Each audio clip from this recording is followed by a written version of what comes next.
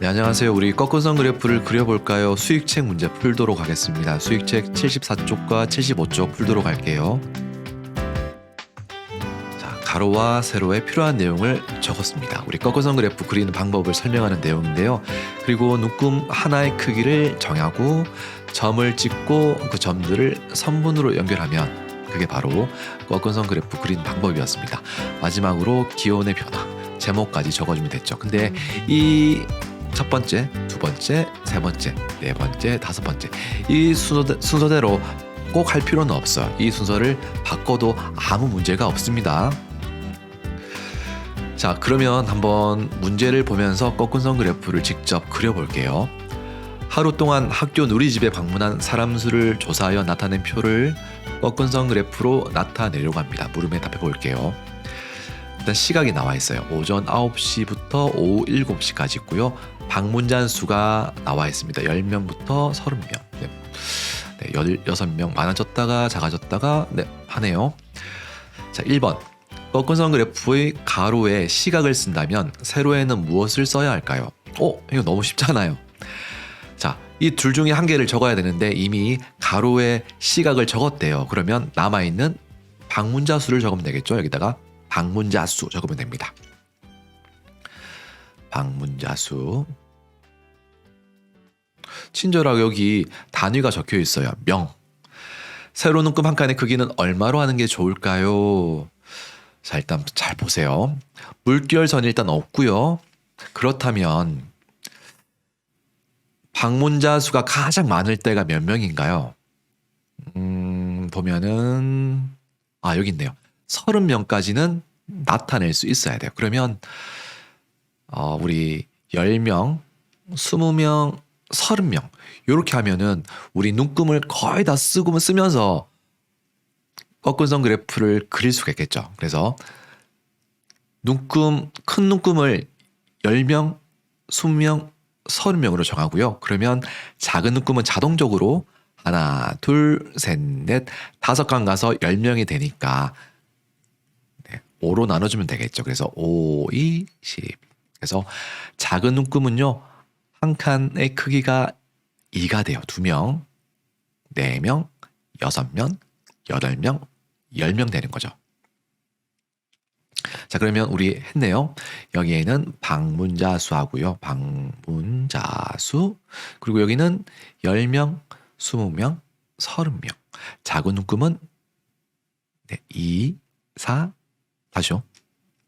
자, 다시 잘못했네요. 여기가 2가 되죠. 2, 4, 6, 8, 10. 근데 여기 있는 2, 4, 6, 8을 다 적으면 조금 그래프가 좀 지저분해지거든요. 그래서 요건 지울게요. 그래서 10, 20, 30만 적도록 하겠습니다. 꺾은선 그래프로 나타낼게요.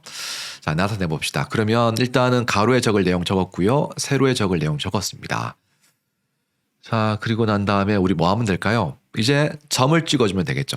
오전 9시에 해당하는 값을 찾아서 점을 찍어주면 돼요. 10명이죠? 그러면 여기다가 점을 콕 찍는 거예요. 그리고 11시에는 16명입니다. 그래서 10명에서 3칸 올라가면 됩니다. 한 칸, 두 칸, 세 칸 여기다가 점을 콕 찍어주세요. 오후 1시에는 20명이네요. 여기다가 점을 찍어줄게요. 오후 3시는 14명입니다. 14명이니까 10명에서 2칸 올라가면 되겠죠. 하나, 둘 여기다가 찍어주면 됩니다.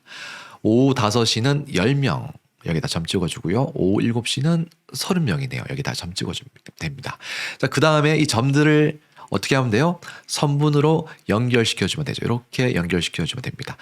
연결시켜줄 때요. 반드시 자를 가지고 여러분들 반듯반듯하게 연결시켜 주십시오. 손으로 하지 말고요.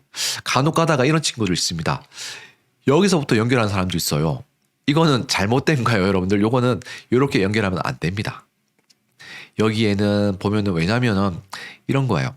자, 여기 9시, 11시. 그럼 여기는 7시쯤 되겠죠. 7시에는 0명이 아니에요. 0명인지 아닌지 몰라요. 그렇기 때문에 여기서부터 이렇게 쭉 이어지면 절대로 안 됩니다. 요거는 지워줘야 돼요. 자, 이렇게 해서 우리 꺾은선 그래프 완성했고요. 마지막으로 뭐 적으면 됩니까? 그죠? 마지막으로 이거 적어주면 제목 적어주면 돼요. 학교 누리집의 방문자 수 학교 누리집. 네, 누리집. 누리집이 홈페이지의 순 우리말이거든요. 그래서 학교 홈페이지의 방문자 수예요. 학교 누리집의 방문자 수. 방문자 수의 변화라고 적어주면 좀 더 자세한 제목이 되겠죠. 이렇게 우리가 꺾어선 그래프를 완성시켜 봤습니다. 자, 그러면 어떤 걸 알 수 있을까요? 5로 갈수록 점점 방문자 수가 늘고 있다는 것을 알 수가 있습니다. 그리고 오후 1시까지는 점점 많아졌다가 1시부터 5시까지는 점점 줄어든다는 것도 알 수 있고요. 그렇다면 왜 이 시간에는 줄어들까라는 것도 우리가 예측해 볼 수 있겠죠. 이 시간에는 일한다고 바빠가지고 학교 누리집에 방문을 못 하다가 이 시간쯤에는 퇴근을 하니까 아니면 뭐 학원을 갔다 오니까 또는 학교를 모두 마치니까 접속할 수 있지 않을까라는 추측을 할 수가 있습니다. 물론 이 추측이 맞을 수도 있고 잘못될 수도 있고 틀릴 수도 있습니다. 네, 이렇게 우리가 그려봤죠, 방금. 우리나라 출생아 수를 2년마다 조사해서 나타낸 표입니다. 물음에 답해 볼게요. 자, 연도가 2005년도부터 2019년도까지 있습니다. 그리고 출생아 수는 단위가 만 명입니다. 만 명. 43만 명, 49만 명부터 30만 명. 자, 얼핏 보기에는 점점 어떻게 되고 있습니까? 점점 출생아 수가 줄어들고 있죠. 자, 그러면 우리 거그선 그래프의 기역, 니은, 디귿, 리을의 알맞은 말을 일단 써놓아 볼게요. 자, 거근선 그래프 일단 기역에는 뭐가 들어가면 될까요?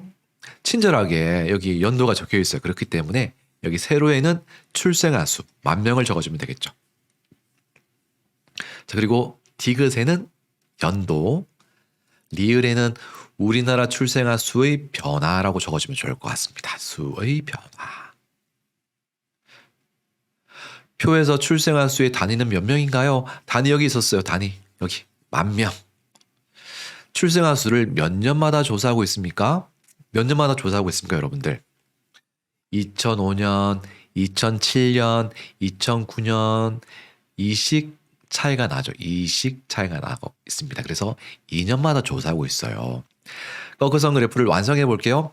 이미 가로와 세로에 적을 내용 다 적었고요. 제목까지 다 적어놨어요. 그래서 우리 점을 찍고 선문으로 연결해 주면 됩니다. 한번 해볼게요. 2005년도에는 43만 명입니다. 그 전에 작은 눈금 한 칸의 크기가 얼마예요? 30에서 35 되는데 5칸 들었어요. 그러면 작은 눈금 한 칸의 크기는 1이 되겠죠. 1만 명. 그래서 31, 여기가 31이 되고요. 여기는 32, 여기는 33, 여기는 34가 돼요. 자, 이거 알고 그려볼게요. 43만 명이니까요. 40에서 3칸 올라가면 됩니다. 하나, 둘, 셋. 여기가 43만 명 자리예요.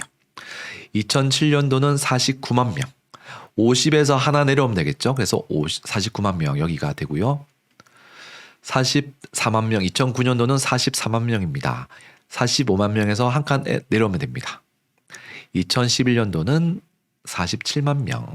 47만 명이니까 45에서 2칸 올라갈게요.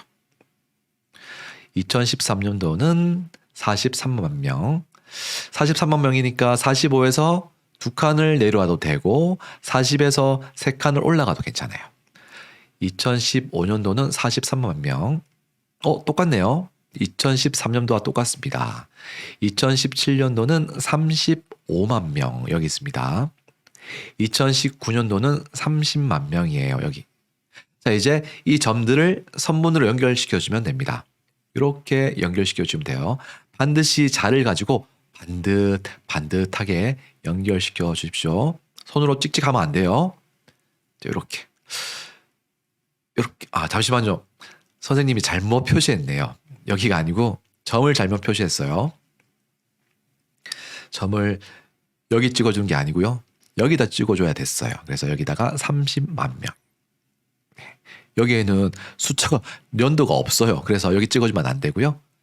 이렇게 해서 연결시켜주면 와, 여러분들 변화를 쉽게 확인할 수 있겠죠. 2005년도부터 조금 증가했다가 2015년부터는 급격하게 지금 엄청나게 줄어들고 있어요. 자, 8번. 조사 기간 중 출생아 수가 가장 많이 늘어난 때는 몇 년과 몇 년 사이인가요? 그렇게 생각한 까닭은 무엇인가요? 자, 가장 많이 늘어난 때는 언제예요? 가장 많이 늘어났다? 그거는 기울기를 보면 돼요. 얼마만큼 기울어져 있는지를 확인하면 되거든요. 자, 그러면 여기 있는 늘어난 때는 여기 늘어났고요. 여기 늘어났어요. 그리고는 늘어난 게 없어요. 이 두 가지만 비교하면 되는데, 자, 일단 기울기 한번 볼게요. 요 기울기, 요거 기울기예요. 그리고 요게 기울기예요. 요게 기울기. 자, 기울기가 어떤 게 더 기울어져 있습니까?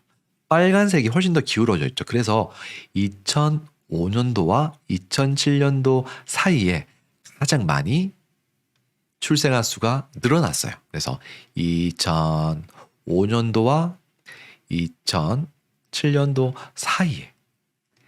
사이에 가장 많이 늘어났습니다. 그 이유는 기울기가 가장 많이 기울어져 있기 때문에 그렇습니다. 자, 정리해 볼게요. 이렇게 해가지고 우리 점 찍어봤고요. 이렇게 우리가 기울기가 가장 많이 기울어졌기 때문에 출생아 수가 가장 많이 늘어났다고 알 수가 있습니다. 자, 반대로 그러면 출생아 수가 가장 급격하게 줄어든 연도는 몇 년도와 몇 년도 사이예요. 이것도 쉽게 알 수 있죠, 여러분들. 자, 이 기울기 한번 그어보고요. 그리고 이 기울기도 한번 그어보는 거예요. 어떤 게 더 많이 기울어져 있습니까? 파란색이 훨씬 더 많이 기울어져 있죠. 그래서 2015년도와 2017년도 사이에 출생아 수가 급격하게 줄어들었다는 것을 우리가 알 수 있어요. 자, 그러면 여기 2021년도에는 얼마쯤 될까라고도 우리가 예상할 수 있겠죠. 한 요쯤 되지 않을까 우리가 예상할 수가 있습니다. 예상할 수가 있어요. 점점 줄어들고 있다는 사실을 우리가 알 수 있어요. 자, 이렇게 되면 우리 사회 시간에서 배워서 알겠지만 출생아 수가 줄어든다. 초등학교에 입학하는 학생 수가 줄어든다. 그러면 결국 초등학교 수도 줄어들겠죠. 가까운 미래에는 대학교 수, 중학교 수, 고등학교 수까지 점점 줄어들 겁니다. 그래서 우리나라에서 출생아 수를 좀 늘리려고 많은 정책, 많은 제도, 많은 지원 등을 하고 있습니다. 이거는 아마 여러분들 사회 시간에 배웠을 거예요. 자, 이렇게 우리 그래프를 가지고도 사회 시간과 이렇게 연계해서 관련시켜 가지고 얼마든지 많은 이야기를 해볼 수 있습니다. 자, 이렇게 해서 우리 수익책 문제 모두 풀어봤고요. 설명을 듣다가 아니면 여러분들 혼자서 문제 풀다가 헷갈리는 내용이 있으면 언제든지 댓글을 남겨주십시오. 우리 다음 시간에도 건강하고 밝은 모습으로 만날 수 있길 바라겠습니다. 우리 다음 시간에 만나겠습니다.